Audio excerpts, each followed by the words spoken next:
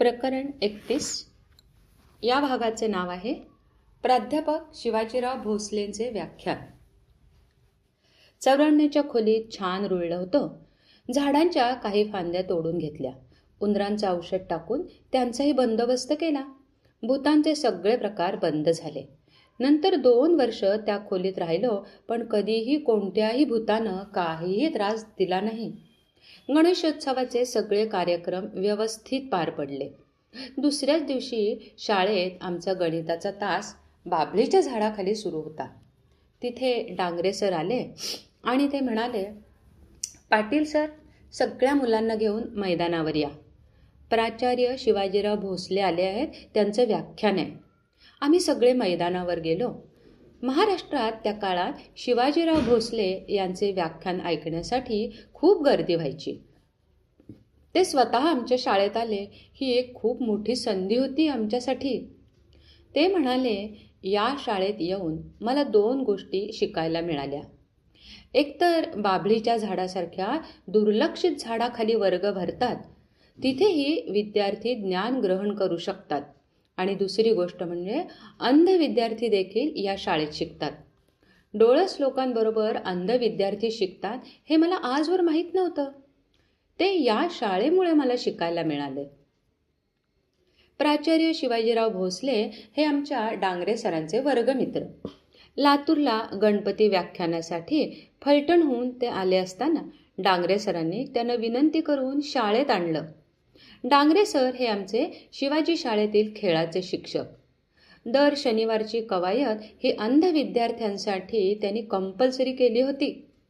एखाद्या वेळेस डोळस विद्यार्थी कवायतीसाठी आला नाही तरी मी सहन करीन, पण अंध विद्यार्थी गैरहजर राहिलेला मला बिलकुल चालणार नाही, असा डांगरे सरांचा दंडक होता. मागे एकदा त्यांचा एक किस्सा मी इथं सांगितलाच आहे. मला त्यांनी शाळेला 10 चक्रा मारायला लावल्या होत्या. त्यांचं अंध विद्यार्थ्यांकडं विशेष लक्ष होतं. खेळाच्या तासात विद्यार्थ्यांचे ते खेळ घेत असत. अंध विद्यार्थी कुठेतरी झाडाखाली बसलाय हे मात्र सरांना बिलकुल चालायचे नाही. किमान तुम्ही इकडे तिकडे फिरलं पाहिजे, बसलेलं मला चालणार नाही, असाही त्यांचा नियम होता. एकदा वर्गातील एका मुलाची सायकल घेऊन मी चालवायचा प्रयत्न केला आणि मला सायकल चांगली चालवता येऊ लागली. असाच एकदा खेळाच्या तासाला सायकल चालवत असताना डांगरे सरांनी माझा फोटो काढून घेतला आणि इतर सगळ्या शिक्षकांना दाखवला की अंध विद्यार्थी देखील चांगल्या प्रकारे सायकल चालवू शकतो. हे डेअरिंग मी केवळ मैदानातच करत असे, इतरत्र नाही. मग 15 ऑगस्ट आणि 26 जानेवारीला झेंडावंदन करताना केवळ अंध विद्यार्थ्यांनी राष्ट्रगीत म्हणावं असंही त्यांचा नियम होता. त्यापूर्वी 8 दिवस ते अंध विद्यार्थ्यांचा राष्ट्रगीत म्हणण्याचा सराव करून घेत असत. आमच्याबरोबर शिकत असलेला श्री एजाज शेख हा डोळस विद्यार्थी ढोल खूप छान वाजवायचा. त्याचाही सराव करून घेत असत. एजाज आता लातूरमध्येच पत्रकार आहे. विनायकराव पाटील सर हे शिवाजी शाळेतील अजून एक खेळाचे शिक्षक. त्यांच्याकडे आमचं गणितही होतं. अंध विद्यार्थ्यांची गणित करण्याची पद्धत त्यांनी आत्मसात केली होती. पाटील सर अंध विद्यार्थ्यांकडे विशेष लक्ष देत.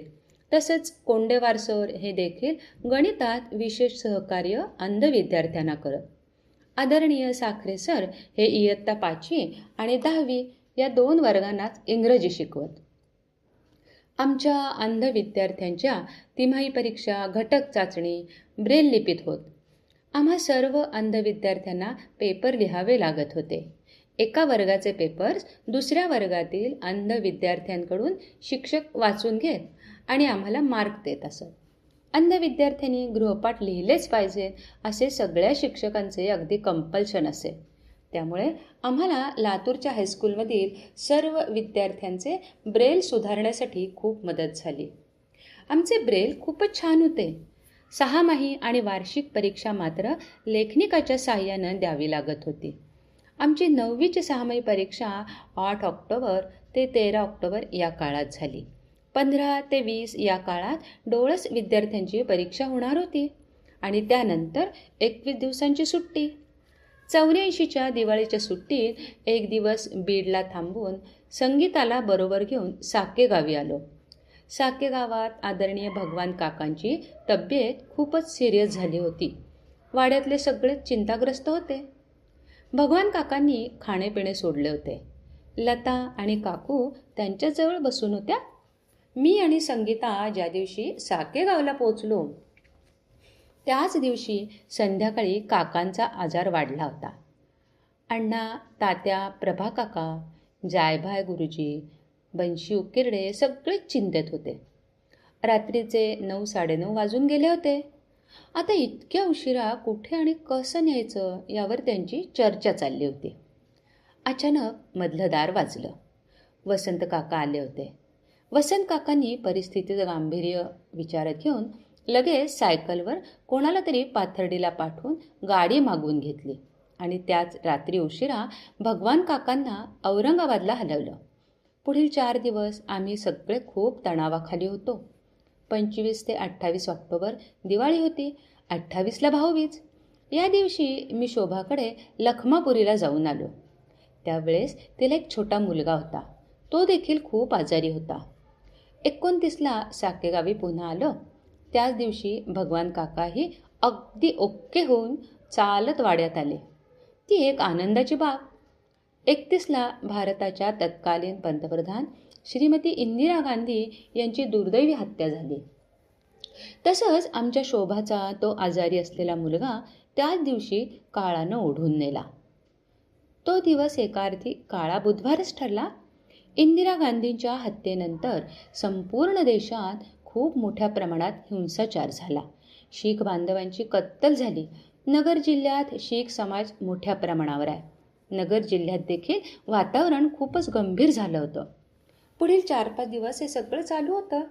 नवीन पंतप्रधान म्हणून राजीव गांधी यांनी सूत्र स्वीकारली. 10 नोव्हेंबरला आम्ही बीड मार्गे लातूरला गेलो. बीडला संगीताला सोडलं. 12 तारखेपासून सुरळीत शाळा सुरू झाली. 25 नोव्हेंबरला पुन्हा एक दुर्दैवी घटना घडली.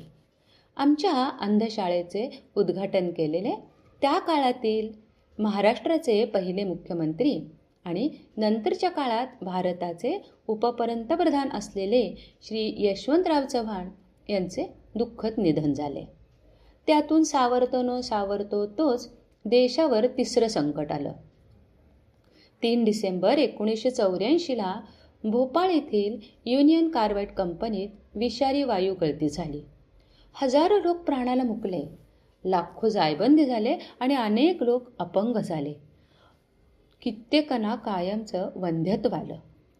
हे सर्व दुर्दैवी खेळ चालू असतानाच लोकसभेच्या निवडणुका जाहीर होऊन प्रचाराची रणधुमाळी सुरू झाली होती. 22 डिसेंबर आणि 24 तसेच 28 डिसेंबर 3 टप्प्यात मतदान झालं. 29 तारखेला रिझल्ट होता. 30ला काँग्रेस पक्ष लोकसभेतील सर्वात मोठा 480 जागा घेऊन विजयी झाला आणि पुढे पंतप्रधान म्हणून राजीव गांधींनी शपथ घेतली. जानेवारी 85चे मोठ्या उत्साहात स्वागत आम्ही केले. जानेवारीमध्ये 3 आनंदाच्या गोष्टी मला राजूच्या पत्रातून समजल्या. राजू गणेशपुरी इथे श्री नित्यानंद संस्थानात नोकरीला लागल्याचं त्यानं कळवलं. तसंच आदरणीय सुनीता वहिनी या प्रसूत झाल्या होत्या आणि त्यांना 31 डिसेंबर 1984ला कन्यारत्न प्राप्त झाल्याचं कळलं. तसंच आपले स्नेही श्री अरुण जोशी यांचा विवाह झाल्याचंही राजूने कळवलं. पुढे उन्हाळ्याच्या सुट्टीत जाऊनच मी तिला हात लावून पाहिले. तिचं नाव वैशाली ठेवले होते. हरिश्चंद्र पवार हा आमच्या शाळेतील खूप जुना विद्यार्थी. 1981ला त्याची 10वी झाली होती.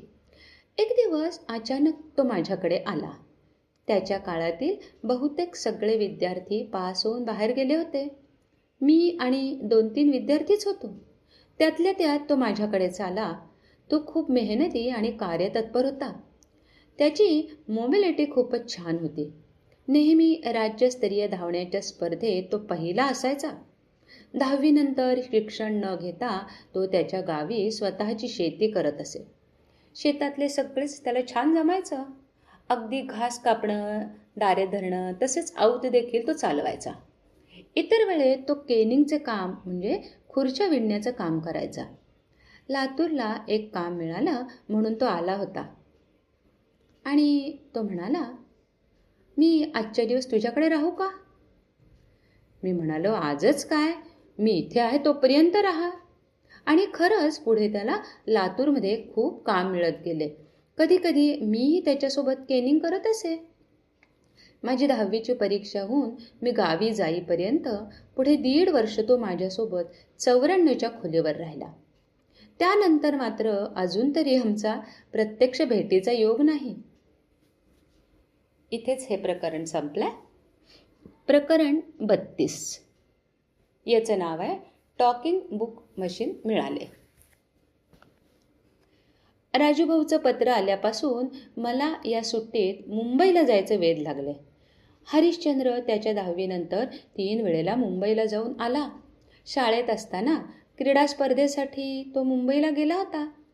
आमच्या शाळेत टॉकिंग बुक नावाचं अभ्यास करण्यासाठी एक मशीन होतं. शिवाजी नांगराळे यापूर्वी ते मशीन वापरत असे. 1978 नंतर ते मशीन कोणी वापरल्याचं मला आठवत नाही. मध्यंतरी मी चौकशी केली, पण ते बिघडलंय, दुरुस्त होत नाही असं कळलं. हरिश्चंद्रला विचारलं की मला टॉकिंग बुक घ्यायचं आहे. तो म्हणाला, मुंबईत मिळते. मुंबईत कुठे मिळते याचा पत्ताही त्यानंच दिला होता. 1 एप्रिल ते 15 एप्रिल 85ला हरिश्चंद्रबरोबर लातूरमध्येच खुर्च्या विणण्याचं काम केलं. 15 खुर्च्यांचे 150 रुपये मला मिळाले. 1985ला 9वीची वार्षिक परीक्षा 30 मार्चला संपली. 17 एप्रिलला साकेगावी गेलो. या सुट्टीत मला मुंबईला जायचं आहे.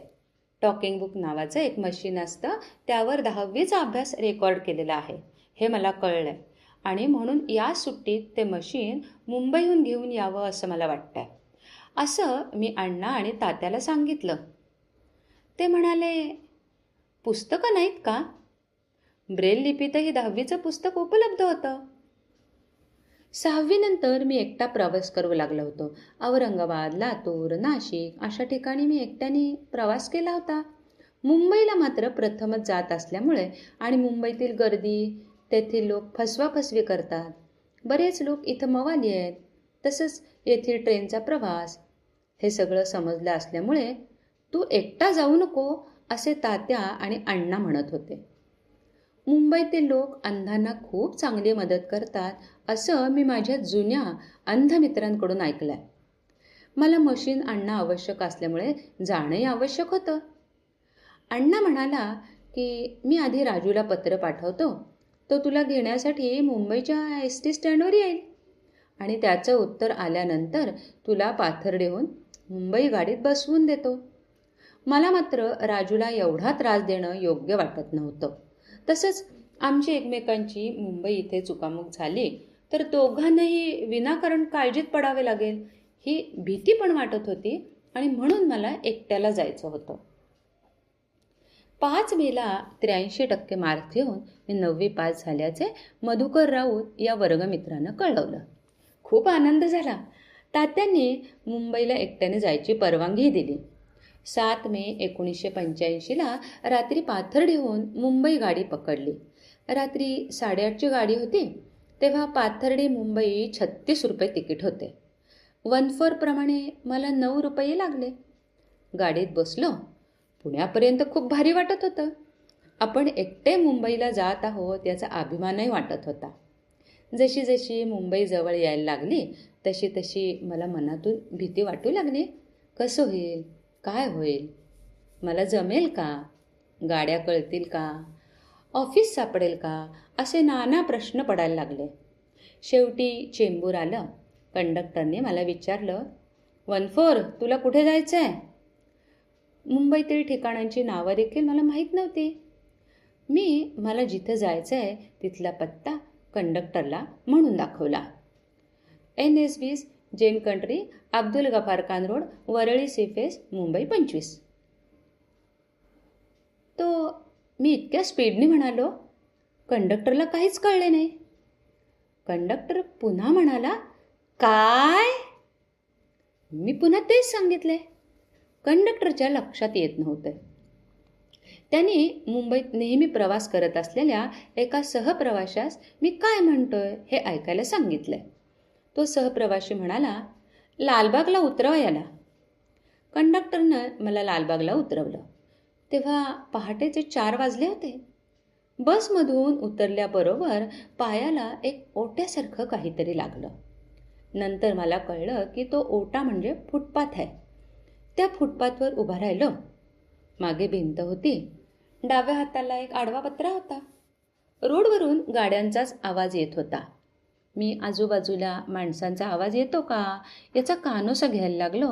तोच त्या पत्र्याला खिडकी होती. त्या खिडकीतून कुणीतरी हात बाहेर काढला आणि माझ्या पॅन्टच्या चेनला खेचायला लागला. मला वाटले अजून चांगले उजाडले नाही. पहाटेचे 4 वाजले आहेत. कोणी चोर आहे की काय? मी उसना अवसान आणून माझ्याजवळची काठी सरळ केली. माझ्याजवळ एक मोठी शिट्टी होती. ती बाहेर काढून वाजवायला लागलो आणि म्हणालो, मैं सरकारी आदमी है, मुझे ऐसा क्या करता है? तो माणूस म्हणाला, तुम आना है तो आ सकता है मेरे साथ सोने को, मजा करने को आ जाना. असे म्हणून टाळी वाजवली. तो बारकी आवाजात बोलत होता. मला खूपच भीती वाटायला लागली. समोरून 2 माणसं जात आहेत असं मला जाणवलं. त्यांचा आवाज आला. मी त्यांना बोलवलं. त्यातील एकानं मला त्या माणसापासून दूर केलं. तो म्हणाला, तो छक्का होता. मला काहीच कळलं नाही. छक्का क्रिकेटमध्येच मारतात एवढंच मला माहीत होतं. तुला कुठे जायचं आहे? त्यांनी मला विचारलं. मी सांगितलं, वरळी सी फेसला ब्रेल प्रेसमध्ये जायचं आहे. त्यानं मला बाजूच्या रोडवरून 82 नंबर बसमध्ये बसवून दिलं. सकाळी 5 वाजता नॅबच्या गेटजवळ बसलो होतो. म्हटलं, आता 10पर्यंत इथेच बसू आणि 10 वाजता ऑफिसमध्ये जाऊन मशीन घेऊ. मनाची तशी तयारी केली होती. अचानक गेट उघडलं. आतून एक व्यक्ती बाहेर आली. तिनं मला माझं नाव विचारलं. कुठून आला आहे ते विचारलं. काय काम आहे तेही विचारलं. मग ते म्हणाले, इथे किती वेळ बसणार? मी म्हणालो की ऑफिस चालू होईपर्यंत बसेन. तेव्हा ते म्हणाले, आत ये, हातपाय धुवू. त्यांचं नाव मोरे आहे असं त्यांनी सांगितलं. तशी इथेही मला भीती वाटतच होती. म्हटलं, कदाचित हा माणूस देखील आपल्याला फसवू शकेल. पण माझ्या लातूरच्या शाळेतील काही जुन्या मित्रांची त्यांनी ओळख सांगितली. शिवाजी नांगराळे, विठ्ठल मुरके, घारापूरकर गुरुजींची ओळख सांगितली. त्यामुळे माझा विश्वास बसला. त्यांनी मला त्यांच्या ऑफिसमधील एका रूममध्ये नेलं. सकाळचे पूर्ण प्रातर्विधी, आंघोळ, संडास, बाथरूम करायला मदत केली. त्यानंतर मला सकाळी सकाळी जेवायलाही दिलं. चहा दिला आणि पुन्हा 8-8:30 वाजता बाहेर आणून बसवलं. जेव्हा 10 वाजता कार्यालय सुरू झालं तेव्हा टॉकिंग बुक मशीन जिथे मिळतं तिथेही ते मला घेऊन गेले. टॉकिंग बुक विभागात वसुधाताई पंडित या विभाग प्रमुख होत्या. त्या मला म्हणाल्या, तुला टॉकिंग बुक हवे आहे? मी हो म्हणालो. मला वसुधाताई म्हणाल्या, आमचा एक नियम आहे. ज्यांना मशीन हवे असेल त्यांनी आधी आम्हाला पत्र पाठवावं लागतं. मग आम्ही जेव्हा मशीन उपलब्ध असेल ती तारीख त्या व्यक्तीला कळवतो. असं अचानक येऊन मशीन मिळत नसतं. तू नशीबवान आहेस, कारण 8 दिवसांपूर्वी एका व्यक्तीला मशीन हवं होतं. आम्ही त्याला बोलावलं होतं. तो आला नाही, त्याची वाट पाहिली. आता 8 दिवस होऊन गेलेत. त्याचं मशीन आम्ही तुला देऊ शकतो. वर्षाला 15 रुपये भरावे लागतील. मी हो म्हणालो. यावर्षी 10वीचा अभ्यासक्रम या मशीनवर उपलब्ध नाही असं वसुधाताईंनी सांगितलं. तू यावर्षी कथा कादंबरी ऐकण्यासाठी मशीनचा उपयोग करू शकतोस. 11वी आणि 12वीची ध्वनिमुद्रित क्रमिक पाठ्यपुस्तकं तुला मिळतील असंही वसुधाताईंनी सांगितलं. रीतसर 15 रुपये भरून मशीन घेऊन मी निघालो. मशीन खूप जड होतं. अंदाजे 20 किलो असावे. कॅसेट माझ्या पत्त्यावर पाठवायला सांगितल्या. मोरे काकांकडे ब्रेल प्रेसमध्ये गेलो. तिथून मोरे काकाने विचारलं, आता कुठे जायचं आहे? मी म्हणालो, गणेशपुरी, तिथे माझा भाऊ आहे, त्याच्याकडे जायचं आहे. ते म्हणाले, कसा जाणार? मी जाण्याचा मार्ग सांगितला तो असा. इथून मुंबई सेंट्रल एस टी स्टँडवर जाईन, तिथून एस टीनं ठाण्याला जाईन, ठाण्याहून भिवंडीला आणि भिवंडीहून बस पकडून गणेशपुरीत. मोरे काका म्हणाले, हा खूप लांबचा मार्ग आहे. मी एक सोप्पा मार्ग सांगतो, त्या मार्गाने जा. लवकर आणि सुखरूप जाशील. याबरोबर प्रकरण 32 इथेच संपलं आहे. पुढे प्रकरण 33. नाव आहे साकेगावला सुखरूप पोहोचलो. मोरे काका म्हणाले की हा खूप लांबचा मार्ग आहे. तू इथून दादरला जा आणि विरार ट्रेन पकडून वसईला उतर. वसईवरून तुला वज्रेश्वरी बस मिळेल, त्याने तू गणेशपुरीला जा. हा शॉर्टकट आहे. मग त्यांनी एका मुलाला मला दादरला सोडायला सांगितलं. तो ठाण्याला जाणार होता. त्यानं मला दादरहून विरार गाडीत व्यवस्थित बसवून दिलं. हा माझा पहिलाच लोकलचा प्रवास. लोकलमध्ये चढणं किती सोपं आहे हे मला त्या दिवशी कळलं. गावी बसमध्ये चढण्यासाठी 4 पायऱ्या चढाव्या लागतात. दरवाजाही छोटा असतो. इथे तसं नाही. एकच पायरी चढली की लगेच लोकलमध्ये बसता येतं. एवढं सोपं. आमच्या शाळेतील पूर्वी मुंबईला येऊन गेलेली मुलं सांगत की ट्रेनमध्ये खूप गर्दी असते, चढता येत नाही, धक्के मारून चढावं लागतं. पण मला हे इथं काहीच जाणवलं नाही. सहजासहजी लोकलमध्ये शिरलो. दुपारची वेळ होती. दुपारी विरारकडे जात होतो, त्यामुळे स्वाभाविक गर्दी नसल्यामुळे ते सोपे वाटले. हे मुंबईत राहायला आल्यावर खूप दिवसांनी कळलं. प्रत्यक्षात ट्रेनमध्ये चढणं किती महादिव्य आहे हे नंतर कळायला लागलं. प्रत्येक 5 मिनिटानंतर मी गाडीतील प्रवाशांना वसई आलं का असं विचारत होतो. गाडी थांबली की वसई आलं का चौकशी करत असल्यामुळे माझ्या बाजूच्या एका माणसाने सांगितलं की वसई आल्यावर मी तुला सांगतो, मलाही वसईलाच उतरायचं आहे. पहिलीच वेळ असल्यामुळे वसई किती लांब आहे याचा मला अंदाज नव्हता, म्हणून मी विचारत होतो. शेवटी सहप्रवाशानं सांगितलं, आता नायगाव आलं आहे आणि नायगावनंतर वसई येईल. तू आता उतरायला तयार होऊ शकतोस. माझ्याजवळ एक पिशवी आणि टॉकिंग बुक मशीन होतं.